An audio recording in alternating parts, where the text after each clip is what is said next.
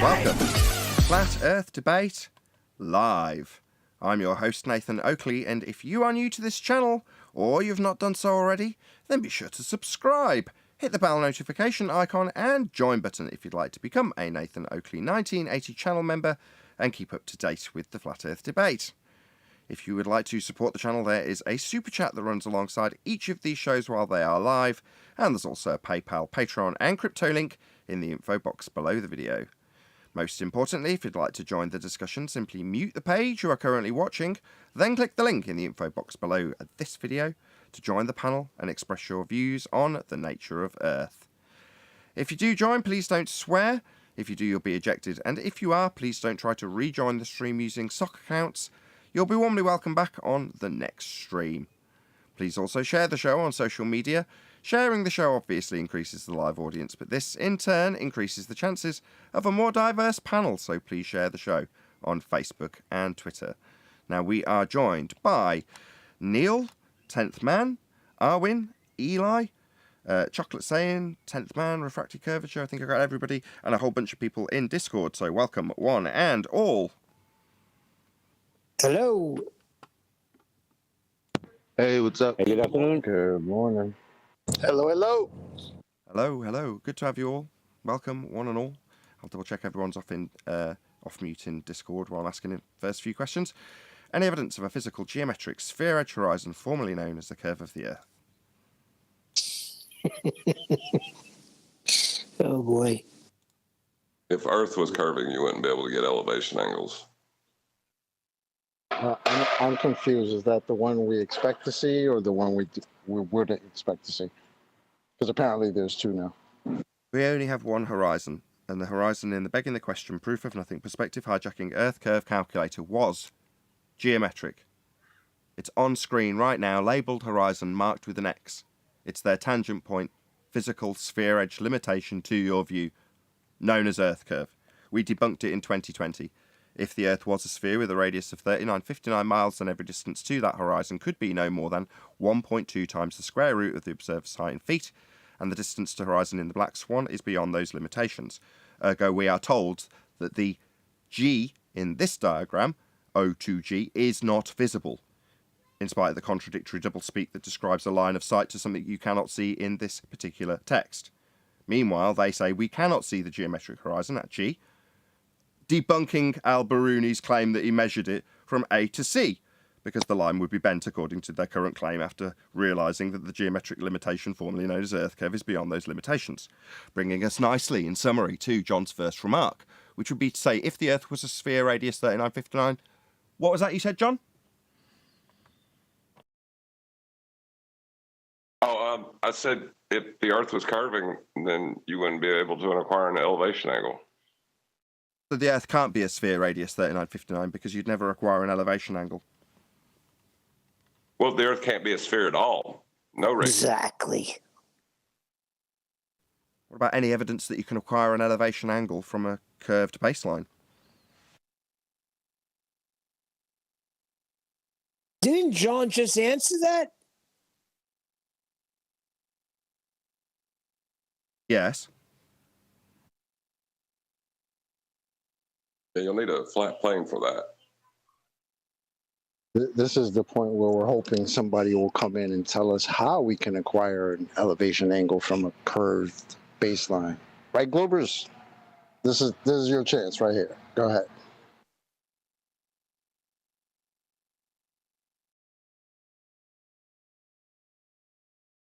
Moving on. You're in contradiction. Say again, John, sorry. I was going to say, just as soon as the Glober comes in and mentions the word tangent, they'll be in contradiction of the celestial sphere model before they come up with some stupid answer.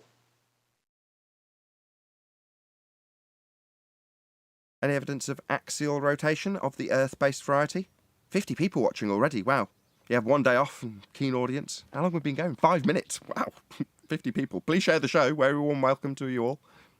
Axial rotation, anybody at all? So you're asking for evidence that Earth is moving? No. Evidence of axial rotation. Cue John. Well, if the Earth For the Earth to have an axis would be a contradiction of the celestial sphere model and the requirement of a flat plane to get elevation angles. I don't see how the Earth can spin.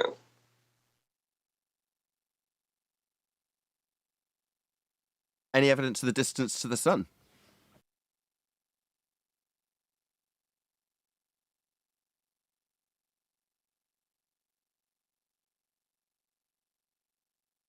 Don't all go at once. It's beyond the ether. What's ether? Inertia. Sun. Inertia's inertia. Movement. Did it.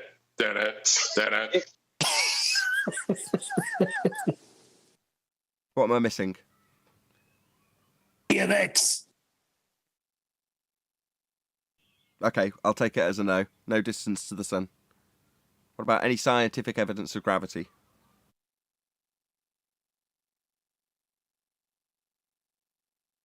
Any natural observed phenomenon of gravity first?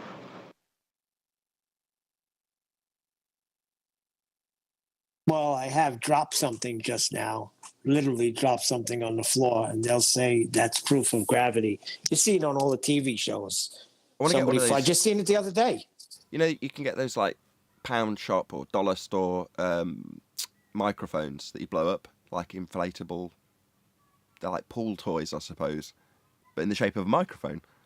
I'm gonna get one of those bad boys, fill it up with helium, pretend to parody Neil deGrasse Tyson, and then say "gravity, bitches," and just let go of the helium inflatable.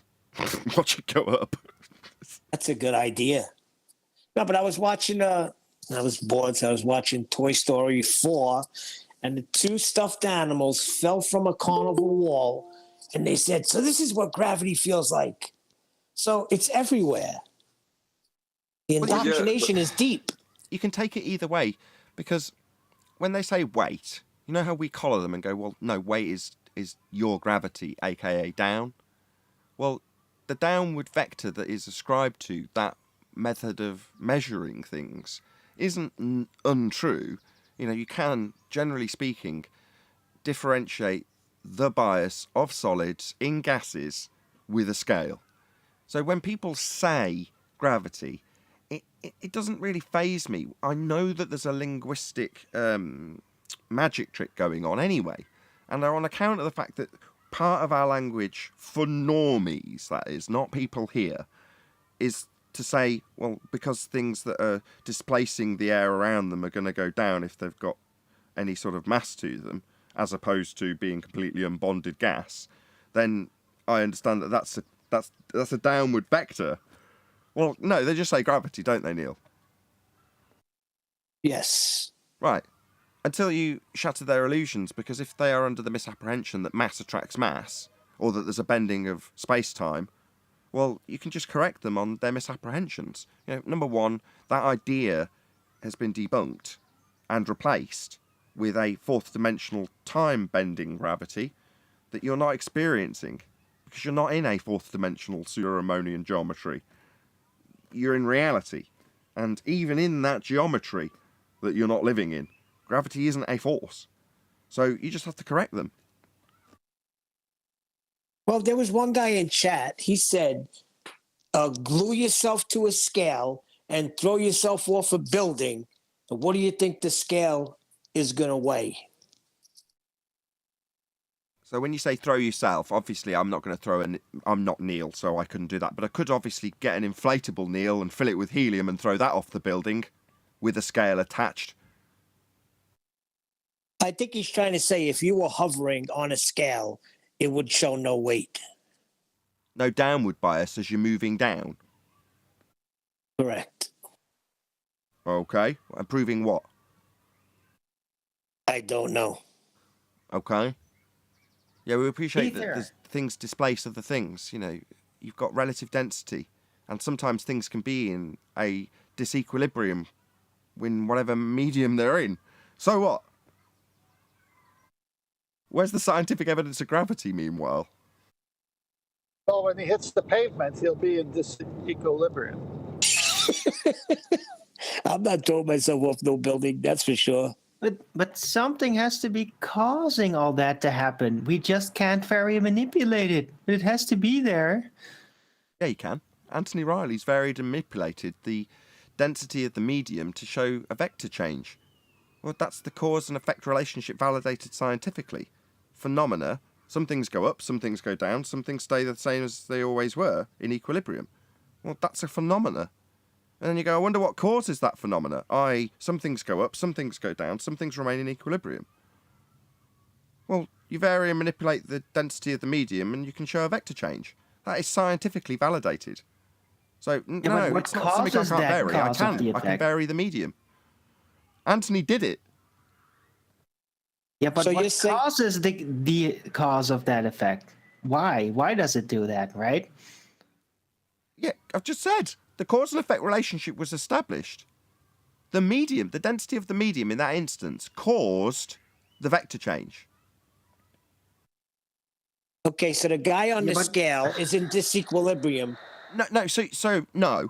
So you vary the density, you can change the vector, right? So not all things go down, first of all, Neil. Just maybe it's because I didn't explicitly state that at the beginning of this discussion.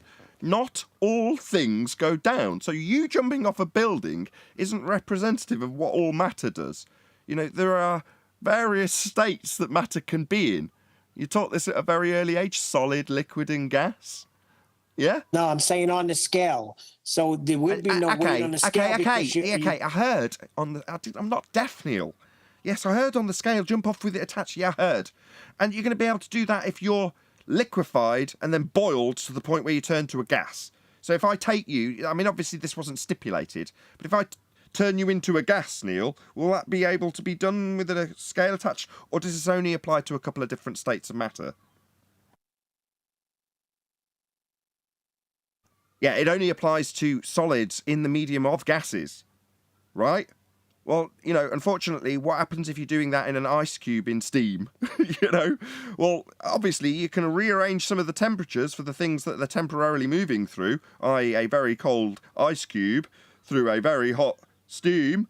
Well, you can vary the temperature and completely alter the arrangement of all of those different properties. But they're all the same stuff. It's all water. I think if you're going to keep with the scientific method, the guy can't voluntarily jump off the building. He has to be assaulted. Well, hold on. Like, all of this is getting towards natural laws that we can't know the cause of, or it's just not plausible we know the cause of. Concerning gravity. No, that's not true. The question was, what's the phenomena? And then Arwin stepped in and postulated relative density, but also said that he couldn't vary anything to manipulate and figure out a cause. And I'm like, no, that's not the case. We're no closer to a phenomena being actually, you know, claimed or demonstrated for gravity, not for something else, relative density. That's something else. Well, no, That's not what I was saying, though. You must have, or I must have misunderstood, but I thought it was referencing, we were trying to prove gravity, and I was just saying, look, we just want to know why that happens, not what happens. What is happening, why it happens. That's the gravity question, but you can't vary or manipulate anything about that. That was my point. Stop. The one is non sequitur to the other. Why it happens, what it happens, I think you said. I'm paraphrasing you. I'm not picking on your grammar. But the why and the what, right? First, you've got to have something actually happening. So what happens? You've got to have something actually happen to then say, why did that happen? But you're asking both compound question. Like, number one, something's going to happen when you're asking, what happens? I'll answer that first before we get on to why it happens. Nothing happens. Now ask me why it happens. There is no gravity to observe. I know. I've been talking about relative density for like an hour today on my show, so... I mean, we can, as a folly, get into the whys and wherefores of relative density, but that isn't the housekeeping question. The question is any scientific evidence. That would be validated cause and effect relationships based on a phenomena being observed, and the phenomena being gravity. What's your scientific validity for that? Answer, there's nothing to observe in the first place. Let alone validation of the cause of that thing we haven't watched because it doesn't happen. But they can still presuppose it without any actual evidence for it. Presuppose what? Gravity. And what's that? They don't know. That's the point. They can presuppose that they don't know. Yeah, we know that. Yeah, Neil deGrasse Tyson's asked what it is, and he says he doesn't know. Well, they presuppose it exists, but they don't know what exists, so it can be whatever they want. I see. But if their description though of whatever it's not, I don't even, that's so confusing at this point. But the description that they give is invalid. The description they give for the current version of gravity is the bending of pseudo-Riemannian force-based geometry, that's space-time, caused by the uneven distribution of mass. That is what is the current claim of the cause and effect relationship in maths in pseudo-force-based geometry. Space-time bends as a cause, as an effect. Uneven distribution of mass is the cause. That's what they claim. Right, and that's an invalid description. Why? We live in force-based geometry, don't we? What's unreasonable about that? Time can bend. Time's not just a concept. I can bend it. What's your problem? Well, the assertion that it is bending around a mass would imply that the Earth is a sphere. He's getting attacked by wolves. They don't like this. They've come to get him. Yeah, my kids are ardent heliocentrists, if y'all didn't know that. Oh, they're not wolves, then. Sounded like growling. 100 people watching. Woo-hoo-hoo! Thank you very much for tuning in. Please share the show. A very warm welcome to all of you who've just joined us. Really appreciate you being here. Smash the super chat to support this channel. Thank you to all of you who shared already. We're only halfway through housekeeping. 100 people watching. Wow. Not even 20 minutes into the show. This is fantastic. I'll have to have a day off more often. Anyway, let's move on with housekeeping. Any single viable hypothesis from any of the fields of astronomy, cosmology, or astrophysics?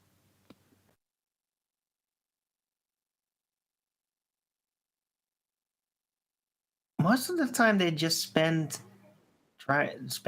ways to try and reify conceptions that are part of the heliocentric model anyway, and they're all not proven, right?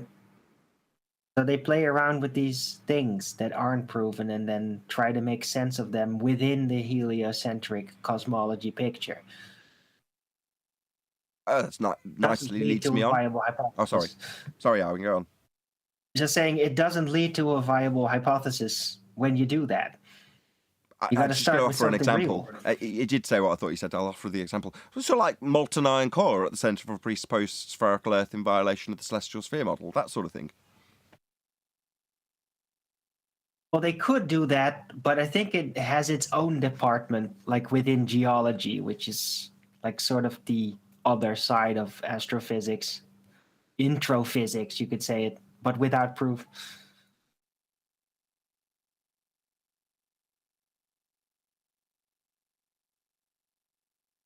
Is there any evidence of a self-perpetuating molten iron core at the centre of a presupposed spherical Earth? No, but they do like to talk about cores of other moons and planets and what it could be and make all these beautiful graphs. It will remind you about that graph you saw about the Earth when they said it about the Earth. They don't actually provide the proof for that it is true about the Earth, though. But it's a beautiful picture. Ah, I see what you're saying. Yeah. Let's talk about the cores of other planets, quote unquote. But we only got nearly 8 miles down on our own. Yeah, that checks out. Sure. No, I thought you were twigging what I twigged there, Chocolate, but like mines and all. But I think what Owen's saying is, you grow up, you go through your geography class, and they show you on page 17 a really nice picture of a core and the mantle. They say this is what's at the centre of your sphere Earth, and they leave you with that, moving through school and higher education potentially. Then if you're a bit of a dweeb, you get into NASA and you start looking at what they've got to say, and what they say is not. Remember, there's a core to Earth. We know all about it. We're studying it. They say there's a core to Jupiter, or there's a core to the sun. So you're not having that idea that's already been very much planted in your brain reinforced through the idea itself. You're having it reinforced through the spherical nature of the lights in the sky, that you're never going to validate or check or change any of what they of their claims when it's presented to you. It just goes not in one ear and out the other. It just reaffirms what you were told in school. I think that's Arwin's point, right, Arwin? Yes, that's exactly it. Yes. That's what they do seem to do. They never really address the molten iron core issue or try to prove anything about it, but they now love to apply that sort of model thinking to other presupposed spherical bodies out there.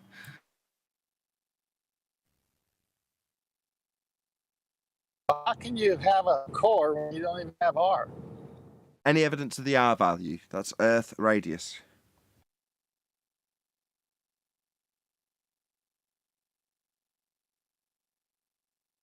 But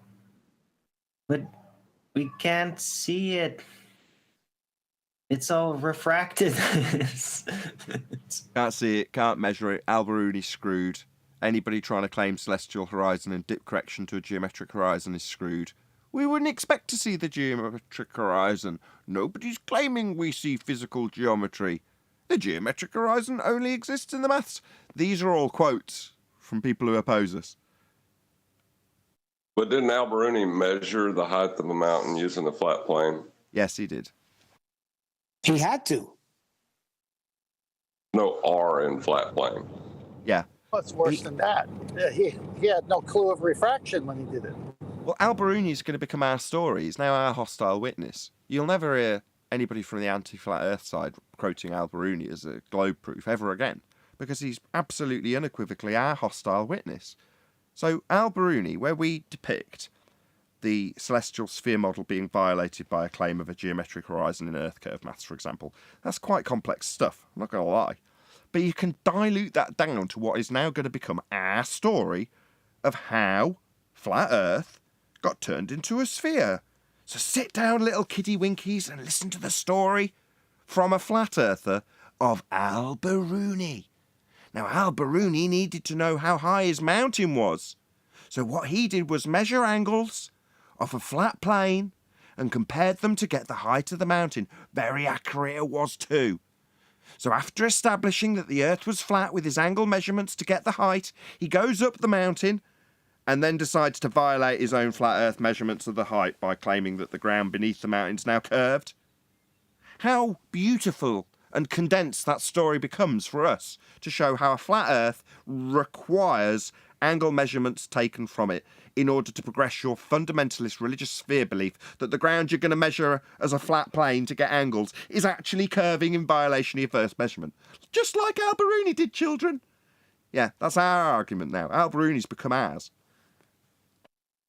And Eratosthenes. It's true. I haven't heard them mentioned. Go ahead, Aristophanes. Go ahead. I'd like to hear that. Yeah, if you can formulate it into a Jackanory story for children, that'd be even better. Well, once upon a time, there was this guy that wore a dress, and his name was Eratosthenes. And he saw a stick with a shadow. And 500 miles away, he knew that the sun was beating straight down. So he used the flat Earth to measure an angle to the sun. And then, after he measured that angle to the sun using a flat Earth, he turned it around and said that wasn't actually a flat Earth. He was measuring an angle from the sun to Earth, and the Earth was curved. The end. Yeah, measuring an angle from a curve? No. See how he violated his own claim after measuring an angle from a flat plane to the sun that's 500 miles away? He only got that angle off a flat baseline. That's the only way it's done. And how Earth is actually being measured and navigated to this day with celestial navigation, which uses the same very elevation angles to measure and navigate a flat plane. That's what the world is. The Earth is flat. Further to that, we've got stupid lies about the sky being a vacuum when they composite together crap like this on screen now. The black area claimed to be a vacuum. I mean, is there any evidence that you can have gas pressure like the claim of all this high pressure gas in the form of clouds and all of the yummy air we're breathing on this claim to be place that we live? Total nonsense, composited together image. Yeah, any claim proof that we can have gas pressure without any containment.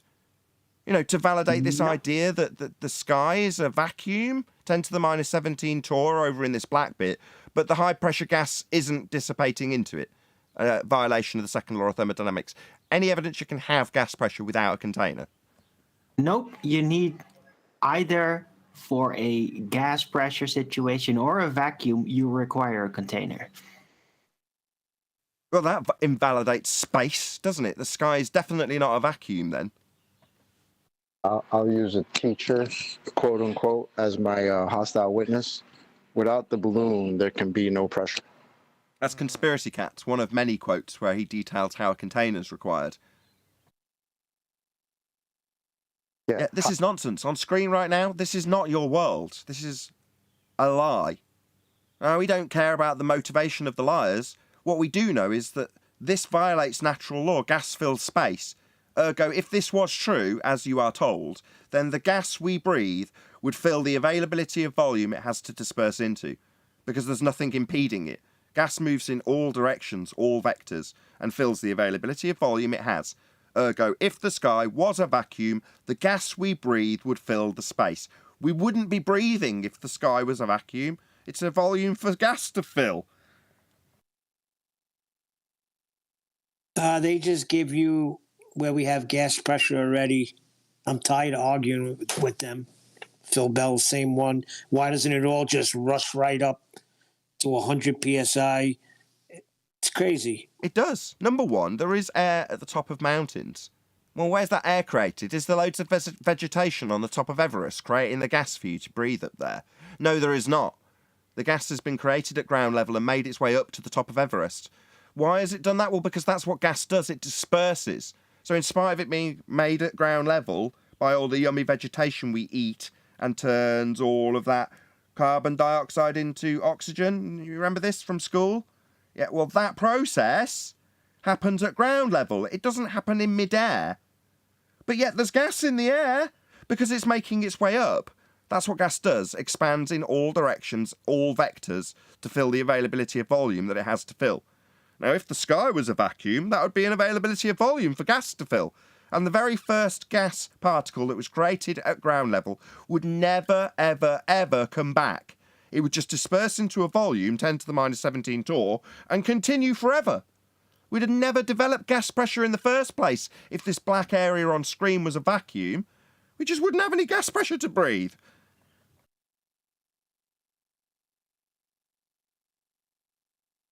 Any more on gas pressure? If not, that concludes the housekeeping.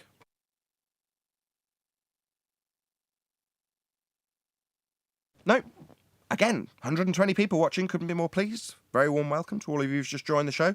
Weren't live for the last few days. Various different aches and pains from putting together a bunk bed and painting it and waxing it. So that crippled me for a day. So hence I've had a day off. But I'm very pleased with the audience numbers, as this is technically a return after a day off. So thank you for being here. Please share the show. By the way, the bed looks very good. You're very handy, Nathan. I didn't build it.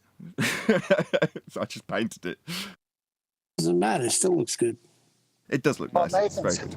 Very pleased with it. Nathan is handy because he knows how to debunk claims. Boom, boom. Bunk bed reference. Yeah, very good. So there we go. That's housekeeping done and dusted. Anything actually occurred since I've had a little gap? It was after a weekend, in case anyone was like, well, what could happen in one day? Well, yesterday afternoon, I was really agitated that you weren't going live again. So I got pissed off in chat. But other than that, no. It was a really nice day. Beautiful weather, so... I was fortunate enough to have a good show to release, although it got repeated almost immediately after, because that's when it was scheduled to come out. But it meant that when it came out, in place of the live show, it was brand new. So I wasn't, too displeased that it was repeated again a few hours later at the normal scheduled time. I was just pleased that I got a brand new show to put out, because I was like, I can't work, I'm in too much pain. Oh, I was like, just have a day off, it's your show. I was like, yeah, you're right, it is, I can. So sorry to annoy you all. And I got plenty of messages from people I always do if I ever have a day off out of the blue. People are like, what's going on? What's wrong? I can't cope, I've started twitching. I said I quit. Who's with me? People get into a routine. I get it. You know, people like routine, and to a certain degree, there's a warming, humbling feeling about having that routine. And when it's ruined for whatever reason, you want to know why, and it annoys you. You're like, no, from X to Y time at this particular point in the day, I listen to Flat Earth Debate, and if you're not doing it, I'm annoyed. You owe me that. Why haven't you done it? I do feel obligated. I've got a lot of supporters. You're right about that. When I was a listener, I had the time set. I've said this before. I had everything set to when the show started. Then later in the day, it would be the uncut and after show. I had it all mapped out.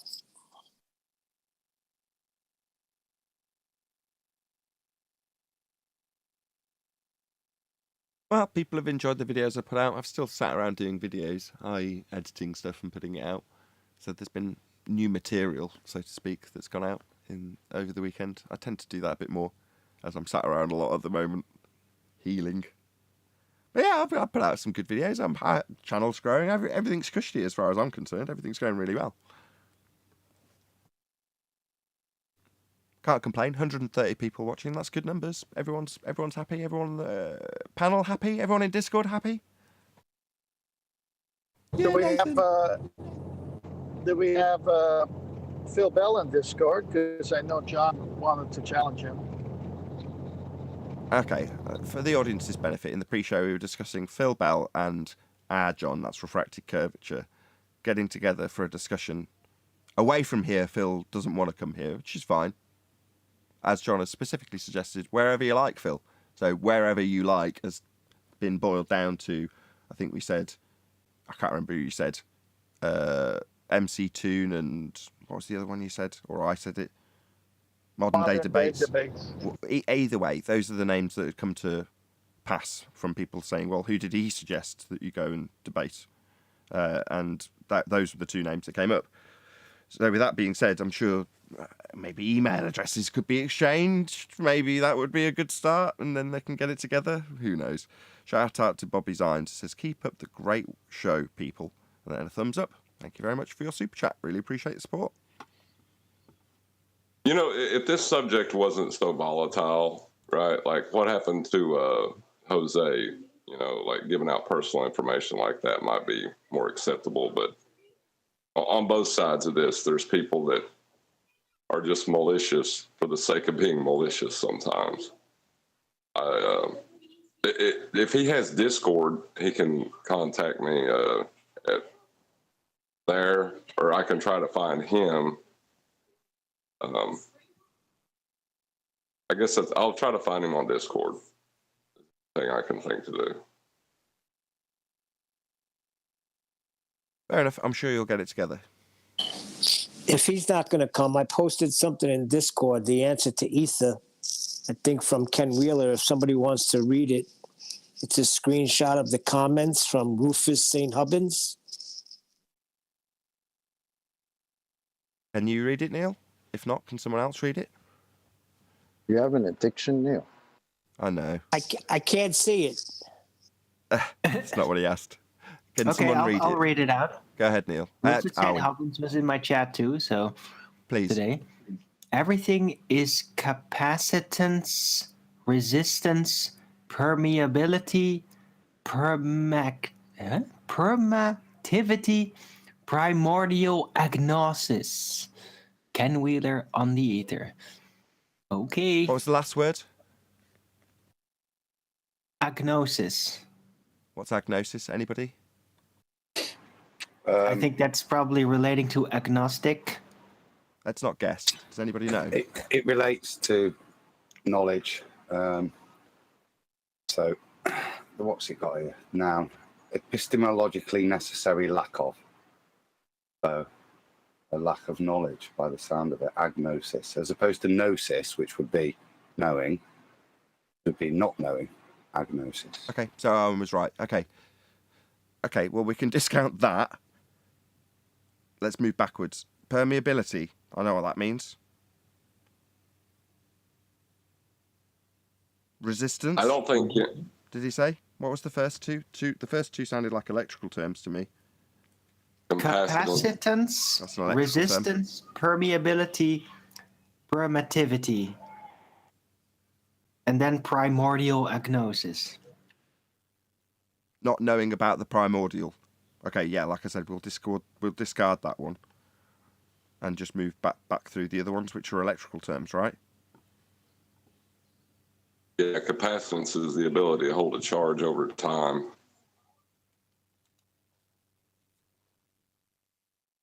Has permeability got any connotations in electrical engineering? Not that I know of. Permeability. Has it got a different Yeah, term? it would have to do with like semiconductors, though, I think, and like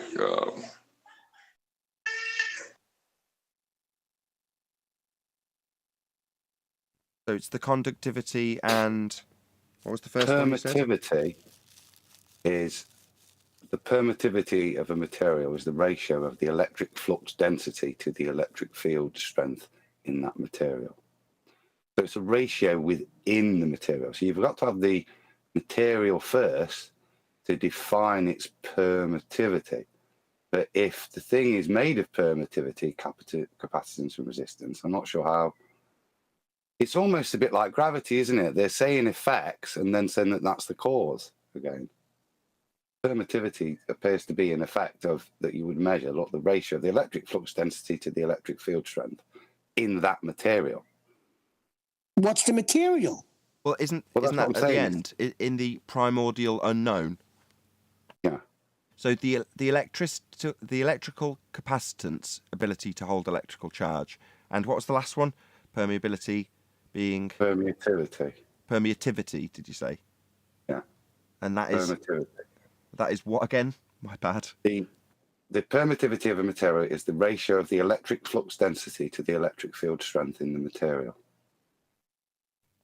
The permittivity of a material is a measure of how easily electric lines of force can pass through it. So how much you can store electricity and how much you can force it through material in the primordial unknown. That's what ether is. Oh, man. The amount of electricity in the primordial unknown. That's ether. Did I shout out Godzilla? Sure you read this super chat, but you missed 4 of mine yesterday. Oh, I'm sorry. Thank you very much for the super chat.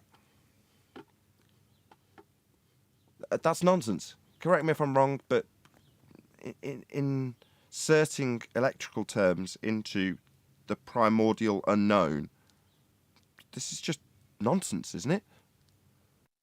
Yeah, well, you're saying that the thing that you don't know what it's made up of is made up of these things which we refer to in electrical engineering by the sound of things.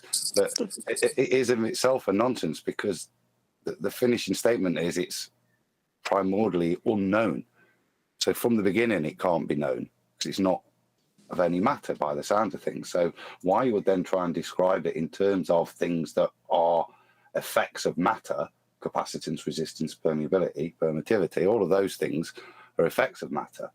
But then you go on to say that it's primordially unknown. Sounds familiar to me. It's exactly what space-time bending gravity is. Yeah, Yes, that checks out. It causes correct. everything, but you can't actually connect it to anything physical. The cause is the effect again. And Listen, guys, it leads to free energy. It's hidden from us. No, it we is have energy. to Hold on. crack the code. What do you mean leads to free energy? It's being defined as the amount of energy you can store within it. The capacitance, right, John?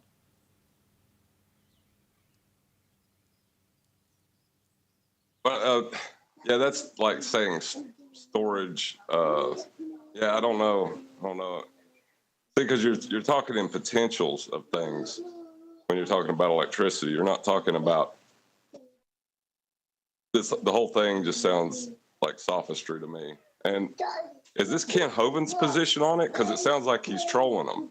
No, not Ken Hovind. Ken Wheeler. Ken Wheeler. But it sounds like Ken Wheeler's trolling his own audience by saying that primordial unknown. He's stringing together a load of electrical terms and then putting the primordial unknown at the end. As Adam's, I'm just going to repeat what Adam's just said, basically, aren't I? Maybe you can do it rather than me, Adam. I would just what was the request? I missed that. Sean. Just a summary of what he's doing. He's taking electrical terms and saying the unknown is the electrical terms I know. That's what he's doing in summary. It's not a full sentence either. Everything is capacitance, resistance, permeability, permittivity, right? And you expect of something, don't you, of what this thing, but then just another comma, primordial agnosis, as if that is the same, should be considered the same as the capacitance of resistance. But it's, like I say, it's describing known effects of physicality and then saying that they're primordially unknown. It's part of, I think John's, it's sophistry, or it's just word salad, as the politest way I could describe it. It doesn't seem to have any direct intonation of what it's actually describing. It sounds good, but as you break it down, there's no meat on the bones, is there? Exactly. That's what I love about word salad like this. When you get a nice, concise claim to be definition of something from somebody that has no definition of something, and then you pull apart the word salad. Well, it's been tossed around and covered in juice. It doesn't mean you can't pull it out of the bowl one by one and say, yeah, this string of words really have no meaning together when you're trying to describe something that isn't experienced, but you describe it as all these physical electrical elements based on a primordial unknown element. That sounds like total nonsense, I'm afraid, lads. Is that really what ether is? Electrical components of the unknown? Aren't they unknown? Or are they known and electrical components? Which one are they? Sounds like nonsense. It's because it is. Inertia. Inertia is inertia. Dark matter. What? What's that? Isn't that basically a primordial unknown? But it has to be there, or the universe presumed to be heliocentric would collapse? No, that's not a primordial unknown. That's just a mathematical escape room. True, but it is per definition like unknowable, unmeasurable. Another shout out to Godzilla37. He says, it appears you missed my joke, or it was lost on you. You weren't on yesterday, but you earned another $5 by me having to explain it. Thank you very much indeed, Godzilla. I was going to say you weren't on yesterday. Yes. What's he talking about? He's just catching me out. He obviously watches the show a lot and knows how my brain can't concentrate on more than about two things at once. He's just catching me out. He's poking me. It's good fun. He's paying me to do it, Neil. I'm not going to moan. Cheer him on. Yay, thank you, Godzilla. Really appreciate the super chat. Smash the super chat to support this channel. After We have hearing a that, guy. I knew what you were doing, Godzilla. I got you. I got the joke. Yeah, but you're chocolate. Of course you get the joke. And what do you mean, do I have an addiction? I'm bringing material to the show. well, after hearing that definition, I wonder if Kent Wheeler is just like actually trolling his own audience at that point. Ken. No. Hold on. It's not Kent Wheeler, and it's not Ken Hovine. Ken Hovine. Sorry, I threw the T in there. My bad. They fused Ken together. Wheeler. Okay, Ken Wheeler is who we're talking about. Jabba the Hutt. Right. Is No he, need. is he We trolling? were doing so well, Neil. Was he? Hello. No. Yeah, as that You killed. remember the other day? One of his followers came and we asked him what ether was, and he couldn't explain it. So this is Ken Wheeler giving the explanation, obviously. Not very well. Not an explanation. It's just a bunch of technobabble and then admission on a high philosophical note that he doesn't know what it is. This is an explanation, and that's why the guy couldn't articulate it for us. So it's now written down, and we know where it's coming from. I see what you're saying, Tent.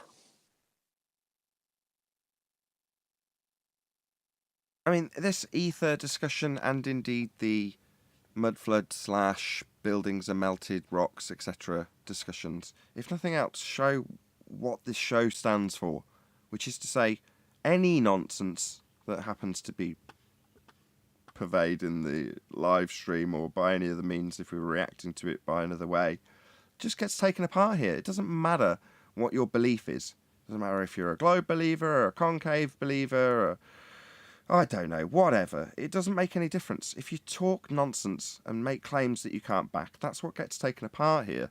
And in the trimmed, edited video, where I think I called it Shit Flat Earthers Say #1, or Shit Flat Earthers Say on Flat Earth Debate #1, whatever. It's really come home that in terms of what we do here, it's not just debate globers. It's debate nonsense claims about Earth in general. You know, rocks being buildings, that's a claim about Earth. Because when you hear the claim in full from people like that, they're talking about it being a worldwide thing. It doesn't matter if they're talking about worldwide floods, worldwide extinctions, worldwide mud floods. They're talking about the nature of the entirety of the world. You think, I wonder why these people get so much heavy promotion. Oh, I know, because it makes us look stupid. That's why. Yep. So we debate nonsense. Thanks. Chocolate told us Michelle Thaler. Yeah, Chocolate said Michelle Thaler from NASA said rocks were our cousins. Now we got someone saying rocks are buildings. When is this going to stop? Oh, don't mention that, Godzilla. He doesn't know about that. Godzilla says, also for the, quote, putting up with Neil, end quote, fund. Look, he doesn't know about that. Shh. You need. It is a task. Thank you, Godzilla, for the super chat. Have you seen Super Ted's chat. one before? Say again, sorry? Have you seen Ted's? I was just about to read it. For putting up with Neil, says Ted, 1972. Thank you also for the super chat, Ted. Is that? I know the answer's going to be no, but is that to share for the panel? Never, ever. I thought I made that absolutely clear. In my messages to Professor Dave Explains YouTube channel, I was saying I want to make it absolutely clear that if he does join the show to set us straight, wink, wink, he won't get the opportunity to mirror it. I want to take all of the money from him appearing on my show. That's my only motivation, to bleed his ignorance drive for money from my audience when they come, if they come to see him. In other words, I don't want him mirroring it on his show, unedited, because that's what he tends to do. But that's just me highlighting that motivation in that regard. Can I ask a question about the rocks to a building thing? Oh, if you have to, Eric. It's not like about that. It's just about a comment related to that. So when that guy, I listened to that guy was presenting that information to you and you're asking. Missed most of that. Say again, you broke up. Sorry, am I roboting? A little bit. Start again, you aren't now. So when that guy was asking, like showing that evidence and you're asking for proof about how that happened, I just have a question about like evidence and proof. What determines that something is evidence and proof?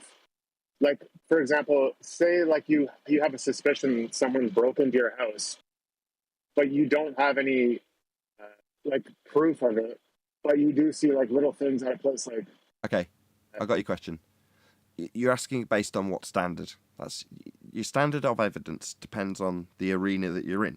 So your example was a legal standard, but there's a historic standard, there's a scientific standard. It depends on what standard you're referring to.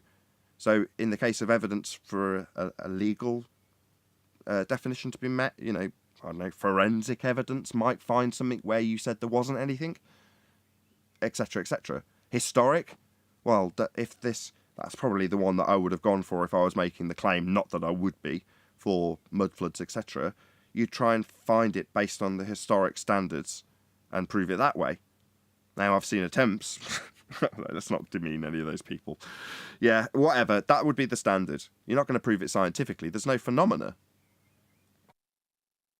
Does the evidence have to follow the principles of logic as well, like for each of those classifications that you just I mean, I think that's just We'll say, a like, standard you could rule of have a thumb. lot. Would you not agree that that would always be the case?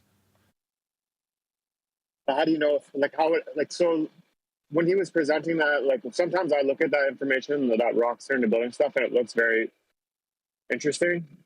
And obviously some of the claims are insane, but I've seen that some of it looks like, it looks compelling. So how would Okay. I follow logic to determine whether or not it's Sure. If like you look at some logical. people who've studied star forts, some of them, not all of them, go back through the history of that location and show how it was utilised for various different aspects of its history. I think there's one underneath, or I can't remember. I don't want to make any bad examples, so I'm not going to even try. But I have seen, when I've been also vaguely interested in this subject, people give historic standards of evidence for what they're claiming in terms of star forts as a specific example. And I can look at it and go, yeah, I can see the history that star fort went through.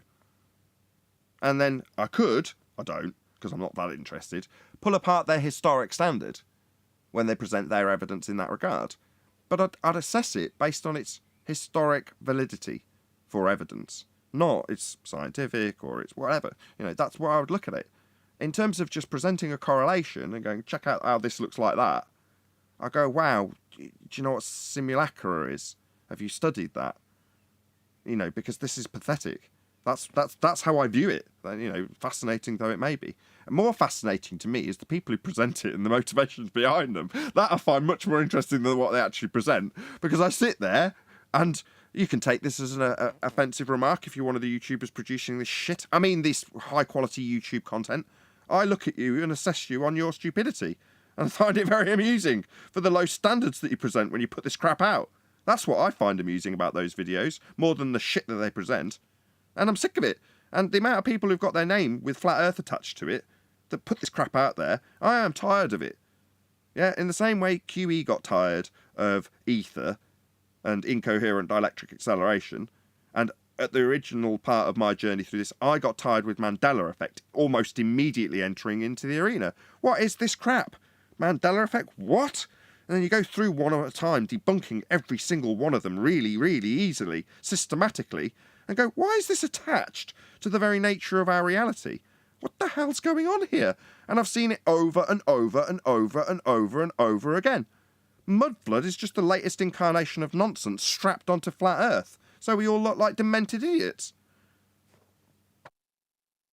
Makes sense, but can't history be a bunch of baseless assertions just on paper? Like, how do we know it's true? Because, they say Pythagoras believed in a globe, but he's the one who invented the right angle calculation, so he clearly probably knew that it was flat. How do you go from mud floods to Pythagoras? How do you jump like that? Because he was talking about his it's based on history, right? So history is literally his story, right? It's somebody's story. How do we know it's true? No, the guy was claiming every, let me say it again, every mountain, every hill is a building. Now, you believe that? Yeah, but I'm not focused on that. I'm just focused on the generalities of evidence. I'm not talking about the micro. I'm just talking about I think, we've got crosswire here. I think what you're trying to say, if I'm reading between the lines enough, Eric, is that there's been a crossover like there would be with Tycho Brahe, where an objection potentially of, well, the stars would have to be enormous, suddenly becomes part of the rhetoric. And in this case, we've got somebody who's ascribed to globe development in terms of the mathematics, also being somebody that gives you the very nature of the methodology for measuring a flat plane with triangles. And you're saying, well, just in terms of the narrative, it's just his story. It's whoever spins out whoever's story in whatever way they need to do that. It doesn't necessarily mean anything unless you've got some historic backing to it and a demonstration for a start that the person's real. That might be a good start. It's this historical narrative that we've got that lends credence to some of the narratives that are coming out from mudflood researchers. And if you just take star forts are a great example. There's just the nonsense as to why they should be there doesn't fit with the historical narrative. The rate of building, they attributed it to middle-aged sort of like turrets, and the reason they make those shapes is so you can't hide so easily. And there's all sorts of false or very questionable historical narrative for what we can see as to why it's there. And I think that starts the seeds of doubt in the story, his story that's given to us, as you refer to it. And I don't think there's anything wrong with that. I think you can look at the stuff on the ground and quite happily disagree with history and validate, say, you can't build this then, you can't do this now. Look at this, look at all the things they're hiding. Like with mud floods, you know, is it mud floods or are they burying stuff? Who knows? Do you know what I mean? But what we can see is that what's there doesn't fit the current narrative. And that, I think, is where I'm at. I don't deny it. I don't deny these things. But to then say it's all to hide free energy and to make these leaps without any supporting evidence other than, look, we've got a picture of Moscow lit up at night in the 1800s, doesn't necessarily mean free energy. What I'd happily accept is it shows that the narrative we're given is false, that there was additional stuff. You know, if you look at how electric cars are written out of history and now they're coming back, there's all sorts of parts of history that you can go and research and show that the general narrative that we are given through our schooling and that isn't correct. But that doesn't necessarily mean everything else that you can invent around it has to be true. I agree with that. So my general question is, how do we determine when we're listening to, or how does anybody determine when we're listening to someone's clone? How do I figure out what category? Breaking up too much. How do we determine what? What category to put their claim in, and then what evidence is enough or proof is enough? Like, how do I determine that when they're talking? Want us to define standards of evidence for you? I'm not going to have enough time with the 2 minutes left in this live show to do so, but we'll probably get into it in the after show if that's good enough. Yeah, sure. Or just like how I can research it, but yeah. Well, we're getting into the like consensus reality stuff too, right? That's history and stuff like that, where ideologies determine what's accepted. You know, I think that's where we're heading. You know, he who controls the present controls the past. He who controls the past controls the future.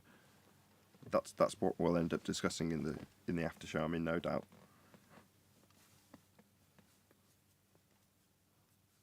But that's ingrained in various different standards of evidence, right? That's why, personally, or at least let's just say on this show, Flat Earth Debate specifically, we are hyper-specific in what we deal with here, aren't we? Physics. Because that's the physical and natural world.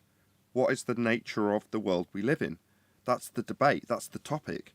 So when it comes to historic standards, I mean, we can discuss them in the after show, but if it had been asked earlier, I've got to be honest, Eric, I'd just say who cares? In this arena, we're only interested in physics. Because that's the study of the physical and natural world. Science is what we're interested in. That is science. That's all we're interested in here. I'm not just speaking for myself, that's just a fact. But we'll get into historic standards perhaps in the after show. We'll see.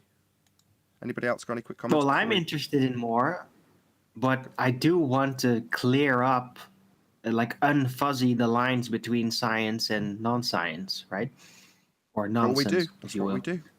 But with that, I'm going to say, if you are watching this on either Nathan Oakley 1980 or Nathan Oakley premiering streams, then stay tuned, as there will be an after show to follow. Unfortunately, though, if you are watching this live, this is where we bid you farewell. So, a huge, massive, enormous thank you for all of you smashing the super chat, liking, commenting, sharing, subscribing, hitting the PayPal link, joining as a member, and all that good stuff. Of course, a massive thank you to today's Discord and G+ panels for making today's live show possible. Once again, stay tuned if you're watching on either premiering stream. I've been Nathan Oakley, and I will see you all in the next video.